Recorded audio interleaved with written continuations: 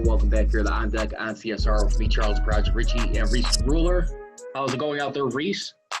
Going good, man. Like the music in the background. It's perfect. I love it. How's the beach body treating you over there? Oh, it's good. I'm trying to get a drink, but I ain't seen nobody come around me in a long time. So, I'm just gonna finish this one and I get up myself. Well, hey, happy belated birthday. Shout out once again to famous celebrity here and former player with the Chicago Bears, the Punky QB, Jim McMahon right there. Yesterday, he turned 61. Same day I got to celebrate with him, Wilt Chamberlain. Right now, real quickly, I want to ask you real quickly, when you look at a guy like his career, any memories that stand out for you when you think of a guy like Jim McMahon, where you played for the Bears, Packers, or where you got bounced around 8 teams? What's your favorite memory of Jim McMahon, if you don't mind me asking? You know what? I don't have one. Is that bad to say? No. So you can't even figure one little piece of highlight him and Mike Dick against each other's faces. I don't think that would have to be one that stands out. No, well, you know what? Not really. Nope. I can't really think of one. Not one. I've been when I started football, like the Jim Mc, I didn't really look at the Jim McMahon era. I looked at a lot of people, but I didn't really look at the Jim McMahon era. Well, I remember there was a game in 1985. It was on the road against the Vikings, and I saw this at America's game too. They were during their documentary countdown of the greatest Super Bowl champions. There was a game where he came out of the hospital and stuff. He was returning back on the field with everything, and he came out there. He had a few injections, so he was a little bit wobbly, he said. But they were trailing against the Vikings. It was on the Thursday night game back in 1985, and they won this game on the road in Minnesota.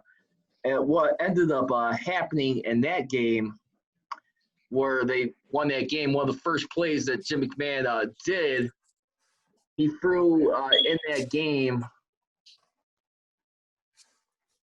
he threw a 70-yard pass to Willie Goff for a touchdown, and because they were trailing by about 8 points at that point, and then later on, they were able to win that game 33-24, and Walter Payton made a nice block at him, and Mike Dickle was going what'd you call? And he goes a screen pass. He goes why'd you do it? He goes because he was open. And Mike Dick always seemed to be off and on love-hate relationship, but business, but they still respected each other in the end.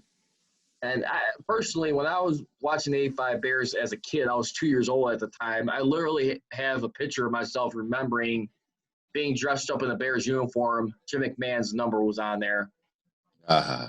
And that was just, for me, he was just always special. I mean, when you think of Bears, you always think that defense, but there's one guy opposite on there. I just like this character for some reason.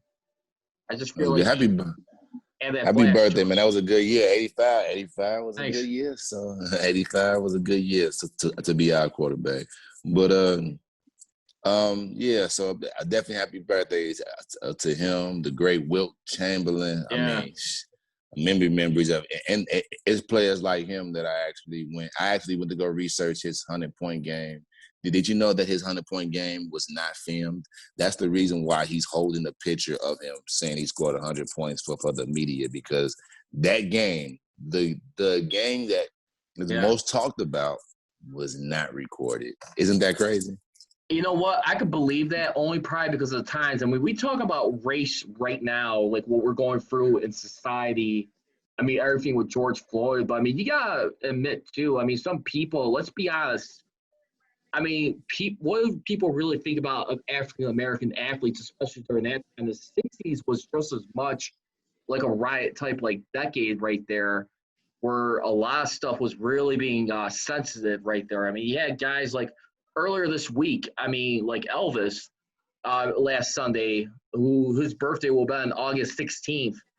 He will have turned 85 years old. I mean, he was one of the guys who I think was asked to serve. I don't think he served in the Army or anything.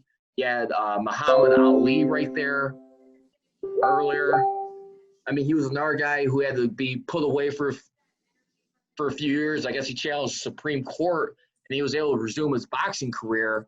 They had like almost like a 2-year 3 years. layoff, I believe it Yeah, was. about 3. Mm-hmm. So I mean, you look at that 3. time right there, and I really start to wonder by not televising that game, was it so much like where they just couldn't stand the fact to see someone that successful? Because even look at Hank Aaron too, when he broke the home run record, Babe Ruth right there. There was a lot of people saying threats to that man, or just a lot of hate towards him for doing that. I mean, at the same time, it's just, you know what? I'm looking back at those times as a sports fan. I don't really give a damn what color, what race you are. A record is a record. Save that for another time. Don't do that at the Yeah, race. a different I a hate that different stuff. era, you know what I'm saying? It's a different era, you know. If we was living in that era, maybe if we was in the 60s, maybe people would frown up on it. Me and you doing a talk show, white guy and a black guy doing a sports show, what the hell going on? So you know what, I can, definitely like believe in the times, and that's a one thing as glancing over to the NBA game with the Milwaukee Bucks up by 19. In case you guys needed to know Okay. for a quick Thank you update, very much, but Riis. they have the black, Black Lives Matter, the players on their shirts, and looking at Giannis equality. It's just how it is coming through, and it took us a while to get here. So I just think people like Will Chamberlain, Hank Aaron, they paved ways, and just imagine while other people are complaining about equality, when they was complaining about it, they couldn't get it.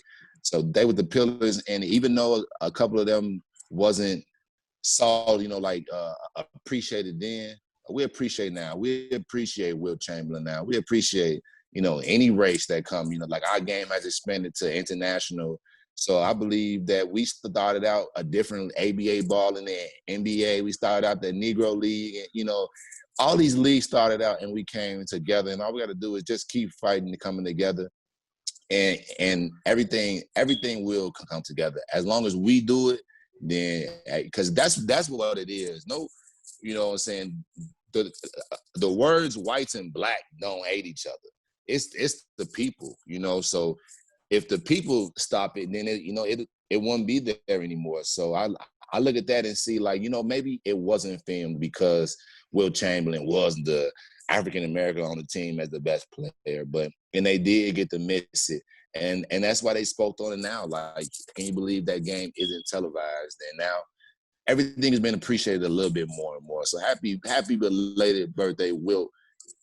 Hey, I can't wait till you get 100 so we can put the 100 next to your 100. I mean, the only really ones came close to like probably getting anywhere near was Kobe Bryant, who's the late Kobe Bryant, 81 points 81. back in 2006. But anyway, speaking of which, as we're on this moment right now, some shout outs. Ron Rivera, too, I'm sure you heard the news a couple days ago, was Yeah, released Will. whether might be a little bit of time where he may have to step away from the sidelines. We shall see. But the good thing is they're treating it early right now. Came from the the Washington football team. He was recently diagnosed with squamous cell carcinoma, located in the lymph node and detected from a self-care check. It's an early stage of cancer right now, but I mean, so far it's a good prognosis for a full recovery. It's been consulting with leading doctors right now. I'd hate to see something like that spoil with this guy right here. I don't want to feel like – I hope this does not become like a Vince Lombardi moment, which this franchise – where you have a guy that's been doing good things for that franchise, and then possibly, you can have something with, unfortunately, with your health that could come into the equation, which could alter things. He's brought a lot of class to the organization and been very influential in many ways, Ron Rivera. He definitely has. So my prayers goes out to him, to the Washington. I want to actually shout out the Washington Redskins for them hiring the first African-American. If I'm not mistaken, it's the owner, correct? What's that? Or the GM? The Washington Redskins. Is he the owner or is he the GM? He's the GM, correct? Ron Rivera?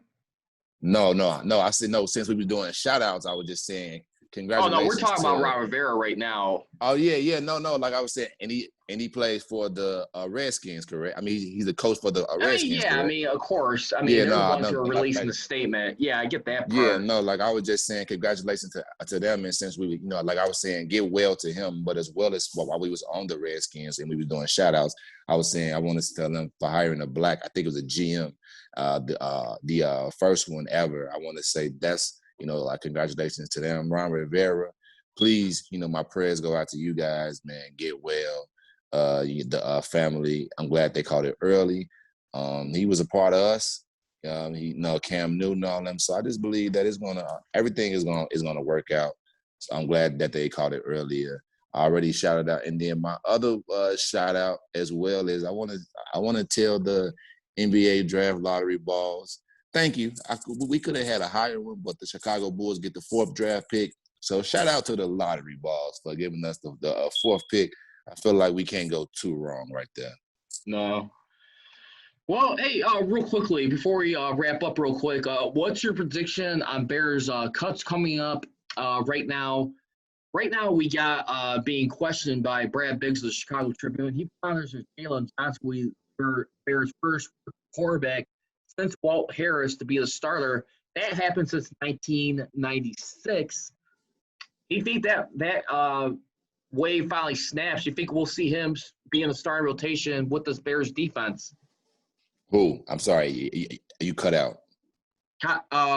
Where he was wondering if rookie Jalen Johnson will be the first Bears rookie cornerback since Walt Harris be the starter. Jalen Johnson, as you may recall, this year, who was drafted by the Bears in the 2nd round, 50th overall pick in the draft. He came from Utah. What do you think? Do you think he's got a shot right now? Remember, there's Definitely think he got a big who was shot. actually one of the Yeah. corners on this Bears team. He went over to sign a 2-year deal with the Vegas Raiders after being released earlier this year, back in February.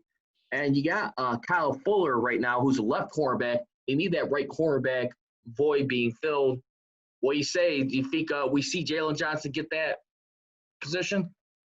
I definitely do. I think the Bears are trying to groom him into that spot.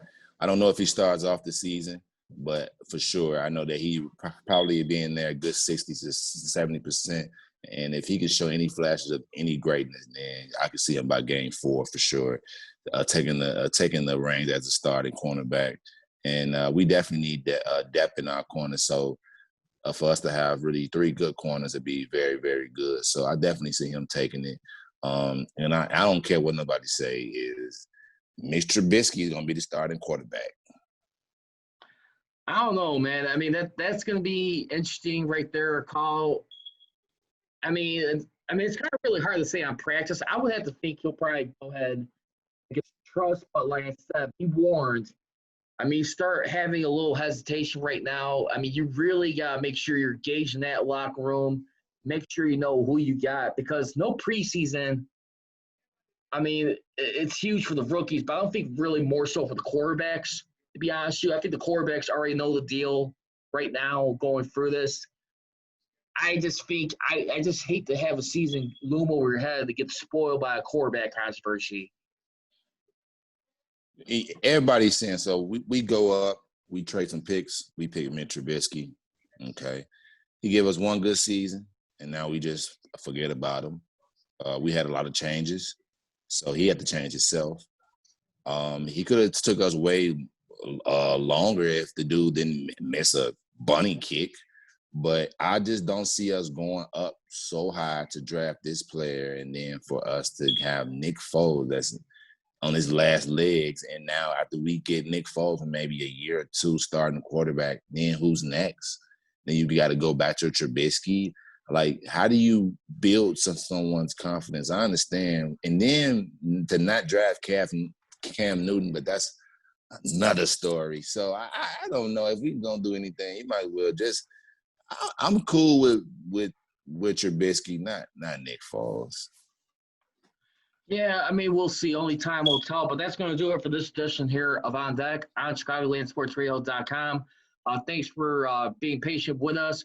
We'll definitely be back next Saturday going forward as we get a little bit more closer to the countdown to the NFL season. Plus, we got the NBA playoffs. Be sure to be a little bit more heavier on that next week. We'll probably be more than likely transitioning into second round action or the conclusion of the first round, depending where everything pans out right now. But real quickly, who's your guy you're going to spotlight for the step up to the plate segment this week? Riis? Anybody LeBron James pass the ball to when you wide open, do your job, hit the shot. You ain't got to do nothing else. He'll take care of it. Him and AD will take care of the rest. You get the man, he going to drive, kick it, hit the shot. Danny Green, for sure, wake up. Me, I'm going to have to probably go with Dwight Howard. Dwight Howard, I mean, this is the guy right here who's getting a second chance with this team, hasn't been back in the Lakers uniform in 7 years, who actually seems to be a lot more comfortable playing with LeBron James. Don't get me wrong. I mean, you want to talk about guys like LeBron James, Anthony Davis are pulling their weight. I mean, you have some other guys around there. But I got to think like Dwight Howard right now. I mean, this is probably like your last good opportunity right now more than ever. If you're ever going to get that elusive NBA championship ring, it is now. I would like to show me some flashes of the old Dwight Howard right there. No more like kryptonite with being hacked, going to the free throw line. Continue to be that force like we've been seeing that supporting cast all year. Dwight Howard, this is your moment right now, these playoffs, in my opinion. Yeah, buddy. Come on, Lakers. We're calling you out, Lakers. Step it up. Yeah. So that's going to do it for this edition here of On Deck. As you see right here, we'll be back next Saturday. As always, leave it. Don't be trolling. Be rolling. You can follow us on social media. Riis, where can they follow you at again, my man? Follow me at Instagram and Twitter at ISCR3INUTIBOLT. That's I screw, I nut, I bolt all together. Change the E to a 3. That's me. Catch me Wednesdays. Facebook Live, 6:30 p.m. Look for me, Kimo Sabi, last name Hobby. Me. Rich, we did it again, man. Yep, and then you can also follow me on Twitter and Instagram at Prodigy Richey. And then for our shows on Twitter and Instagram, that is at OnDeckCSR. Beautiful weather right now, and hope everyone continues to stay safe right now. And also, I do want to pay a special shout out right now to a friend of mine right now who messaged me this morning. I share this on Facebook. I welcome anyone to check this out. It is the Insight Project for Kids right now.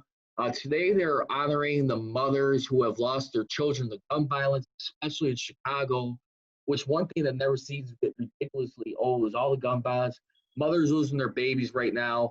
It is basically called the annual Mama Wellness Day, which is taking place today. You check out the post. It's hosted by LaDonna Ray, who's one of the main persons who's bringing it out right now. They're raising awareness, focus on the mothers going for some healing, some care, experiencing some yoga, along with some music and some spa treatments right there.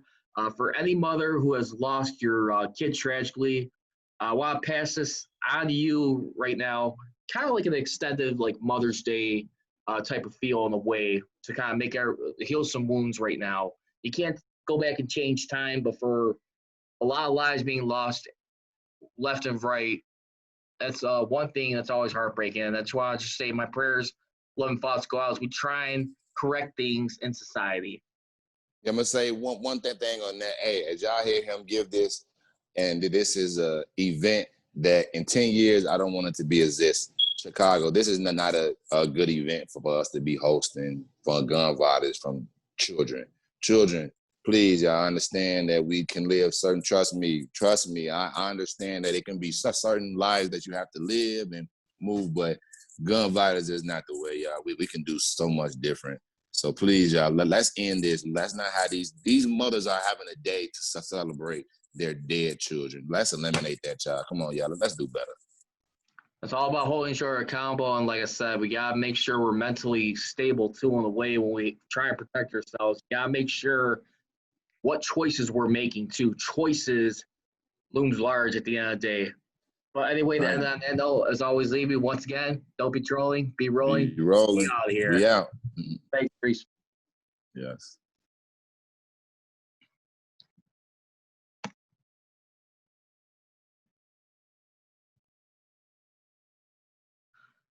He's got it. That's a winner.